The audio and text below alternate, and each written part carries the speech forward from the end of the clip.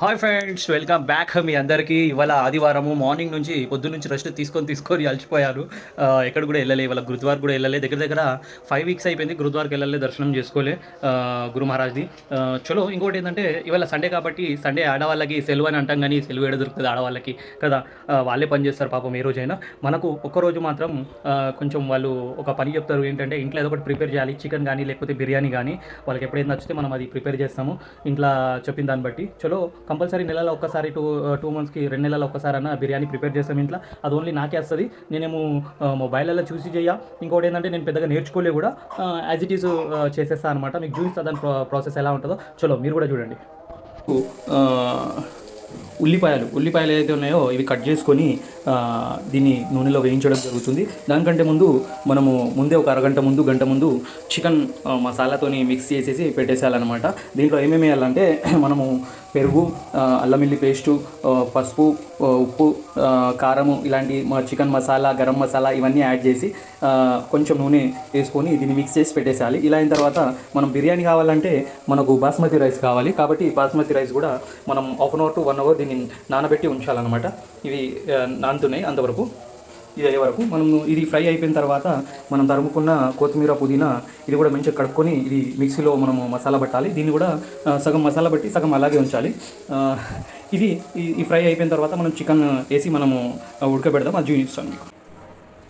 Friends, మనము ఏదైతే chicken ఉడకబెట్టడానికి ఇలా పెట్టేసామో మిక్స్ చేసినది చికెన్, నేను మసాలా ఏమో మిక్సీ పట్టుకోలేదు, ఎందుకంటే ఆల్రెడీ చికెన్లో ఆల్రెడీ గ్రేవీ ఉంది. ఎందుకంటే మనం ఒక 3 టమాటాలు కోసి వేసాము గ్రేవీ కింద.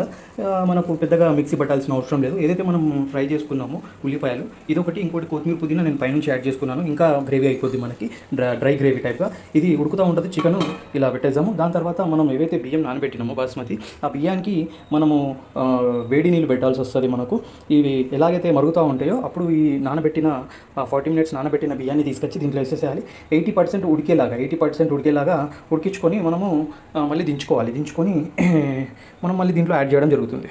ఇలా బగబగా మరుగుతున్న వేడి నీళ్ళలో మనం రైస్ యాడ్ చేసుకోవాలి. రైస్ యాడ్ చేసుకున్న తర్వాత కంప్లీట్గా ఒక 10 to 15 మినిట్స్ కోసం మూత పెట్టి పెట్టేయాలి. దీనికి ఏంటంటే ఏదైతే చికెన్ ఉడుకుతున్న చికెన్లో లాస్ట్కి మనము రైస్ యాడ్ చేసి, బాస్మతి రైస్ యాడ్ చేసి దానిపైన గార్నిష్గా మనము కొత్తిమీర, పుదీనా యాడ్ చేసుకొని ఉల్లిపాయ ఏదైతే బ్రౌన్ కలర్లో ఎంచుకున్నామో దాన్ని కూడా యాడ్ చేయాలి. యాడ్ చేసిన తర్వాత ఒక 10 to 15 మినిట్స్ కోసం మనం మూత పెట్టి పెట్టేసేయాలి. ఫైనలీ బిర్యానీ రెడీ అయిపోయింది. ఇప్పుడు తినే టైం, ఇప్పుడు మనకి డిన్నర్ టైం. తిందాం. తిన్న తర్వాత మీకు టేస్ట్ చెప్తా ఎలా ఉందో.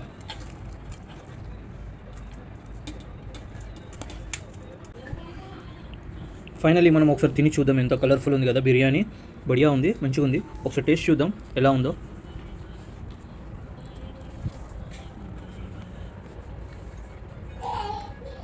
సూపర్, చాలా బాగుంది, చాలా మంచిగా ఉంది. స్పైసీ ఖతర్నాక్ ఉంది మామ. కొంచెం సాల్ట్ తక్కువైంది, కానీ మిగతాదంటే యాజ్ ఇట్ ఈస్. మనం బయట నుంచి తెచ్చుకొని తినే కంటే ఇలా ఇంట్లో ప్రిపేర్ చేసుకొని తినడం బెస్ట్ అనుకుంటున్నాను నేనైతే. మసాలా కూడా పెద్దగా ఏం లేదు, కానీ కలర్ఫుల్ ఉంది, చాలా కలర్ఫుల్ ఉంది, బాగుంది, మంచిగా ఉంది.